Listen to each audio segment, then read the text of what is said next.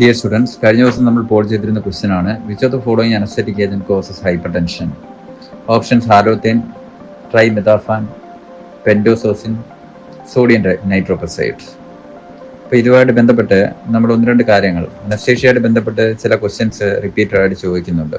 അപ്പോൾ അനസ്തേഷ്യ ആരംഭിക്കുന്നതിന് മുമ്പ് നമ്മൾ ഏതൊക്കെ കാര്യങ്ങൾ ശ്രദ്ധിക്കണം, ഇതൊക്കെ ചെറിയ ചെറിയ ന്യൂമോണിക്സ് വെച്ച് ഞാൻ ക്ലാസ്സിൽ പഠിപ്പിച്ചിട്ടുള്ളതാണ്.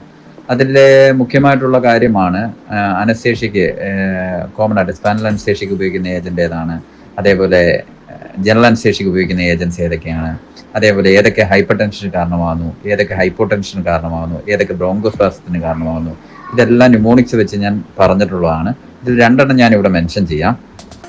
ദെൻ ഫസ്റ്റ് ഹൈപ്പോ ടെൻഷന് കാരണമാകുന്ന ഡ്രഗ്സ് ഓർക്കാൻ വേണ്ടി ഒരു ന്യൂമോണിക്സ് ഉണ്ട്. അത് TSH എന്നുള്ളതാണ് ഞാൻ നേരത്തെ സൂചിപ്പിച്ചത്. T എന്ന് പറഞ്ഞു കഴിഞ്ഞാൽ ട്രൈമെതാഫാൻ എന്നുള്ളതാണ്. ദെൻ S എന്ന് വെച്ച് കഴിഞ്ഞാൽ സോഡിയം നൈട്രോപെർസൈഡ് ആണ്. H എന്ന് വെച്ച് കഴിഞ്ഞാൽ ഹാലോത്തേൻ ആണ്. അപ്പോൾ ഇതിനകത്ത് നമ്മുടെ അടുത്ത് പരീക്ഷയ്ക്ക് ചോദിച്ചിരിക്കുന്ന ക്വസ്റ്റ്യൻ ഹൈപ്പർ ടെൻഷന് കാരണമാകുന്ന അനസ്തേഷ്യ ഏജന്റ് ഏതാണ് എന്നുള്ളതാണ്.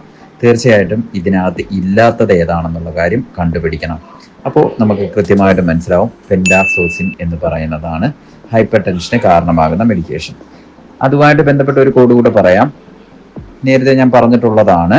ഹൈപ്പർ ടെൻഷന് കാരണമാകുന്ന അനസ്തേഷ്യ ഏജൻസ് ഓർക്കാൻ വേണ്ടിയുള്ള കോഡ് എന്ന് പറഞ്ഞു കഴിഞ്ഞാൽ PKP എന്നുള്ളതാണ്. PKP എന്ന് വെച്ച് കഴിഞ്ഞാൽ പെൻഡാസോസിൻ, K മീൻസ് കീറ്റാമിൻ, അടുത്ത P എന്ന് വെച്ച് കഴിഞ്ഞാൽ പാൻക്യൂരിയം.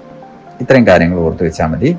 അപ്പോൾ ഇതിൽ നിന്ന് നമുക്ക് ആ രണ്ട് കാര്യങ്ങളുമായിട്ട് ബന്ധപ്പെട്ട് എങ്ങനെ ക്വസ്റ്റ്യൻ ചോദിച്ചു കഴിഞ്ഞാലും ആൻസർ ചെയ്യാൻ വേണ്ടി പറ്റും. Okay, thank you.